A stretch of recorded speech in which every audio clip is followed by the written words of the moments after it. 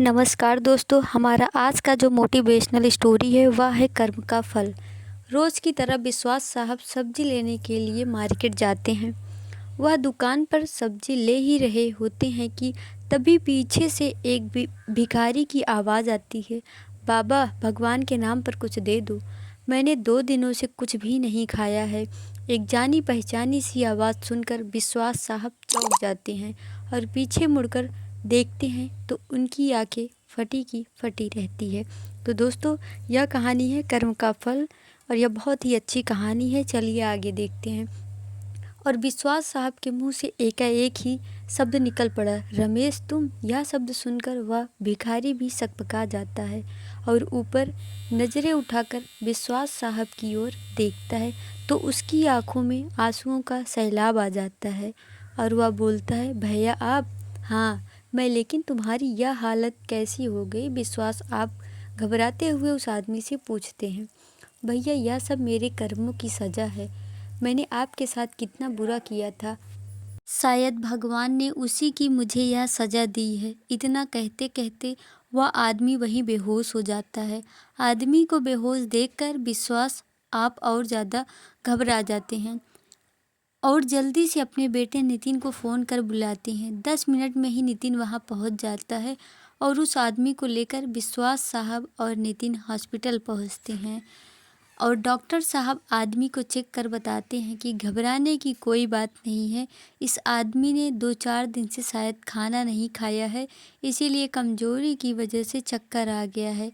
अभी थोड़ी देर में ही इसको होश आ जाएगा, आप चिंता ना करें। तब नितिन बोलता है, पापा आप घर जाइए, यहाँ पर मैं हूँ, इनके होश आते ही मैं आपको फ़ोन कर दूँगा।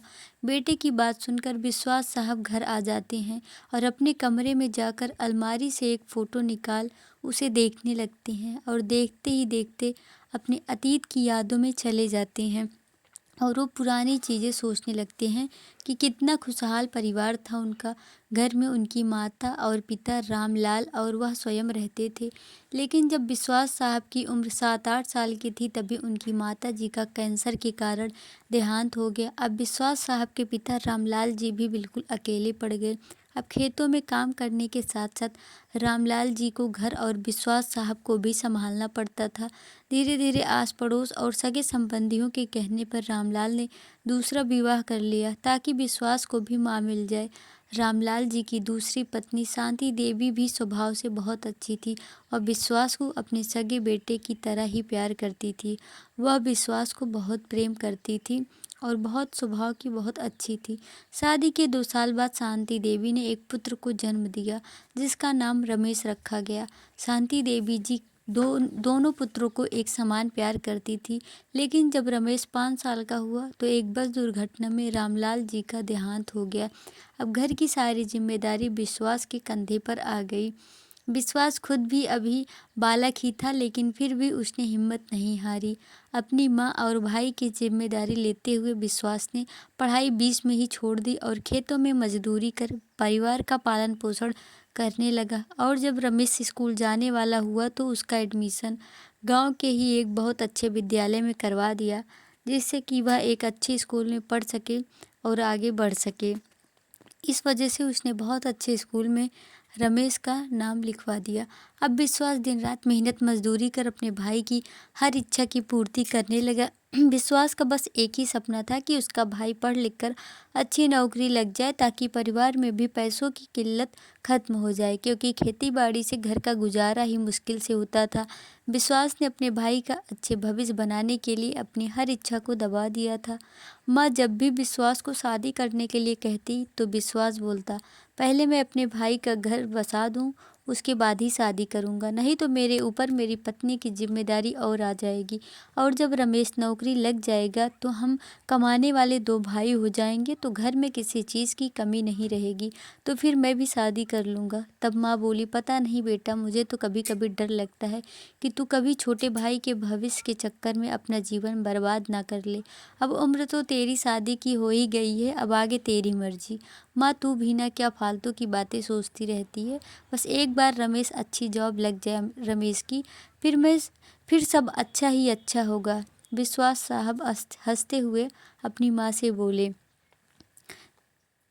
धीरे धीरे समय बीत गया और रमेश की स्कूल की पढ़ाई पूरी हो गई। अब उसे आगे की पढ़ाई जारी रखने के लिए शहर भेजना था। इसलिए विश्वास ने अपने खेत और घर साहूकार के यहाँ गिरवी रखकर और साहूकार से पैसे लेकर रमेश का एडमिशन शहर के एक बहुत बड़े कॉलेज में करवा दिया और वहीं पास के एक हॉस्टल में उसके रहने और खाने की व्यवस्था कर दी। रमेश अब शहर में रहकर पढ़ने लगा और विश्वास मजदूरी करके हर महीने रमेश को खर्चे के लिए पैसे भेज भेज देता था और जो भी उसको ज़रूरत पड़ती उसका सामान भेज देता। समय अपनी गति से चलता रहा और विश्वास की मेहनत रंग लाई। रमेश को शहर में एक बहुत बड़ी कंपनी में मैनेजर की पोस्ट मिल गई थी। विश्वास को जब इस बात का पता चला तो उसकी खुशी का तो ठिकाना ही नहीं रहा। अपने भाई की जॉब लगने की खुशी में उसने सारे गांव में मिठाई बंटवाई। शांति देवी भी खुश थी कि मेरे बड़े बेटे की इतने सालों की मेहनत आखिर रंग तो लाई। अब तो सब रमेश के गांव आने का इंतज़ार कर रहे थे कि कब रमेश आए और सब लोग साथ में मिलकर खुशियां मनाएं। लेकिन 6 महीने बीत गए, रमेश नहीं आया। फ़ोन करते तब यही कहता, मैं बहुत जल्दी लौट कर आऊँगा भैया। इधर गांव में साहूकार रोज़ विश्वास के घर आकर धमकी देने लगा कि अगर पैसे नहीं लौटाए तो वह उसके घर और खेतों पर कब्जा कर लेगा। इंतज़ार करते करते एक दिन विश्वास ने फ़ोन मिलाया और बोला, अरे रमेश, तू कब गांव आ रहे हो? मैं और तुम्हारा गांव कब से इंतज़ार कर रहे हैं और साहूकार भी रोज़ रोज़ पैसे मांगने आ जाता है। तुम आ जाते तो साहूकार का कर्जा भी चुका देते। देखिए भैया, आप मुझे बार बार यहाँ फ़ोन मत कीजिए। मेरी शादी मेरे कंपनी के मालिक की बेटी से हो गई है और मैंने उनसे आपके और माँ के बारे में नहीं बताया है। नहीं तो वह क्या सोचेंगे कि कितने गरीब परिवार से हैं ये। इसलिए आज से आपका और मेरा कोई संबंध नहीं है। तू कैसी बात कर रहा है छोटे?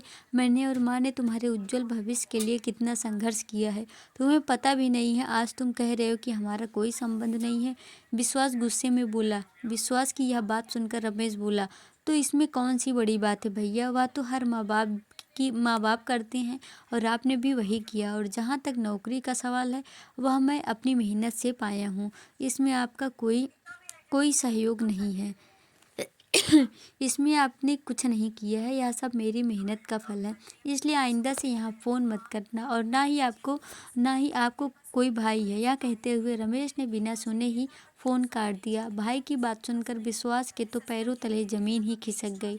वह सोचने लगा कि जिस भाई के सुनहरे भविष्य के खातिर मैंने आज तक शादी नहीं की, आज उसी भाई ने इतना बड़ा धोखा दे दिया। बेचारी बूढ़ी माँ को जो पता चला तो उसने तो खटिया ही पकड़ लिया और कुछ दिनों में वह भी अपने बेटे के इंतज़ार में चल बसी। लेकिन बेटा नहीं आया। अब तो विश्वास है आप बिल्कुल अकेले पड़ गए। उनका ईश्वर से अब भरोसा बिल्कुल उठ गया था कि अपनी ज़िंदगी बिल्कुल नीरस लगने लगी थी उसको। कुछ ही दिनों में साहूकार ने उसके घर और खेतों पर कब्जा कर लिया और विश्वास अब वृद्धा आश्रम में जाकर रहने लगा। उसके पास कोई घर नहीं था, तो इसलिए वह वृद्धा आश्रम में जाकर रहने लगा था और यह सोच लिया कि अपनी बाकी की ज़िंदगी वहीं काटेगा। लेकिन वृद्धा आश्रम में वह ना तो किसी से बात करता, ना ही किसी के पास बैठता। बस दिन भर एकांत में बैठे रहते, ईश्वर को कोसते रहता। अब उनका ईश्वर से विश्वास ही उड़ गया था। भाई के धोखे में उनको अंदर तक झकझोर कर रख दिया था। पर कहते हैं ईश्वर के घर देर है अंधेर नहीं। उस अनाथ आश्रम का मैनेजर उनको रोज़ देखता था और एक दिन उनके पास आकर बोला, अंकल जी, आप बुरा न मानो तो मैं आपको पिताजी बोल सकता हूँ? ऐसा उस वहाँ के मैनेजर ने उस आदमी विश्वास से कहा, और मैं आपको अपने घर लेकर जाना चाहता हूँ। मैनेजर की यह बात सुनकर विश्वास साहब चौंक पड़े और बोले, बेटा, बच्चे तो माँ बाप को बोझ समझकर अनाथ आश्रम छोड़ देते हैं और तुम हो कि मुझे अपने घर ले जाना चाहते हो? तब वह मैनेजर बोला, मैंने अपने माता पिता को बचपन में ही खो दिया था। आज मेरे पास सब कुछ है लेकिन माता पिता का प्यार नहीं। इस प्यार के लिए हमेशा मैं तरसा हूँ, लेकिन पता नहीं जब से आप यहाँ आए हैं मुझे आपके अंदर मेरे पिता की छवि दिखाई पड़ती है और इसलिए मैं आपको अपने घर ले जाना चाहता हूँ, जिससे कि मैं आपको पिता की तरह प्यार कर सकूँ, आपकी देखभाल कर सकूँ। इसलिए मैं चाहता हूँ कि आप हमारे साथ रहें ताकि मेरे सर पर भी पिता की छाँव रहे और मेरे बेटे को दादाजी का प्यार मिले। आप आज से ही हमारे घर रहेंगे और मैं कुछ नहीं जानता पिताजी। मैनेजर की यह बात सुनकर विश्वास की आंखों में आंसू आ गए और वह मन ही मन सोचने लगा कि ईश्वर तेरी लीला भी निराली है। मेरे खुद के भाई ने मुझे पराया कर दिया और यह एक अनजान अनजान मुझे अपना बनाने के लिए चला आया। तभी फ़ोन की घंटी बजी और विश्वास साहब अपने अतीत से वापस वर्तमान में आ गए। फ़ोन उठाया तो बेटे ने कहा, पापा उस आदमी को होश आ गया है और वह आपसे मिलना चाहता है और वो आपको अपना भाई बता रहा है। आप जल्दी से हॉस्पिटल आ जाइए, मेरे तो कुछ समझ में नहीं आ रहा है। यह कहकर बेटे ने फ़ोन काट दिया।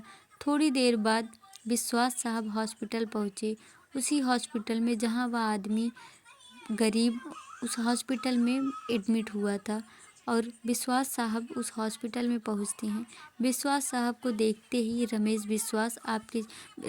विश्वास के चरणों में गिरकर माफ़ी मांगने लगा और रोते हुए बोला, मैंने आपकी और माँ के साथ जो किया आज मुझे उसी की सज़ा मिली है। मेरी बेटी बहू ने सब कुछ अपने नाम करवा कर मुझे अपने घर से निकलवा दिया। इसमें शायद मेरी बेटी बहू का कोई दोष नहीं है। यह तो मेरे ही कर्मों की सज़ा है जिसके कारण आज मैं दर बदर भीख मांगने को मजबूर हो गया हूँ। ना मेरे पास घर है, ना परिवार है, ना ही खाने को कुछ। विश्वास साहब रमेश को उठाते हैं और कहते हैं, मुझे खुशी है कि तुम्हें अपनी गलती का एहसास हो गया, लेकिन काश तुम्हें अपनी गलती का एहसास जल्दी हो जाता तो आज माँ को कितनी खुशी होती। तुमको देखकर ईश्वर का न्याय भी निराला है। जब एक परिवार उसने मेरे से छीन लिया तो मुझे दूसरे परिवार से मिला दिया। देख, यह मेरा बेटा है और यही मेरा परिवार है, जहाँ मुझे इतना मान सम्मान और आदर सत्कार मिला है कि मुझे कभी लगा ही नहीं कि यह मेरा सगा बेटा नहीं है। और इतना कहते कहते विश्वास की आंखों में आंसू आ गए और वह बहुत रोने लगा। और उसका बेटा भी वहीं खड़ा था, यह सब देख रहा था। तभी नितिन बोला, अरे मुझे तो पिता के साथ साथ आज चाचा भी मिल गए। चाचा जी, अब आप हमारे साथ ही रहेंगे। विश्वास की आंखों में आज अलग ही चमक थी। जिस ईश्वर से उनका भरोसा उठ गया था, आज उसी ईश्वर पर उनका भरोसा 100 गुना हो गया था। उन्हें पता चल गया था कि ईश्वर हमारे अच्छे और बुरे कर्मों का फल देर सवेर हमें इसी जन्म में देता है और वह कभी गलत नहीं करता है। जो जैसा करता है ईश्वर उसका फल उसे ज़रूर देता है, आज नहीं तो कल। तो यह आपको कैसी लगी हमें कमेंट करके ज़रूर बताएं।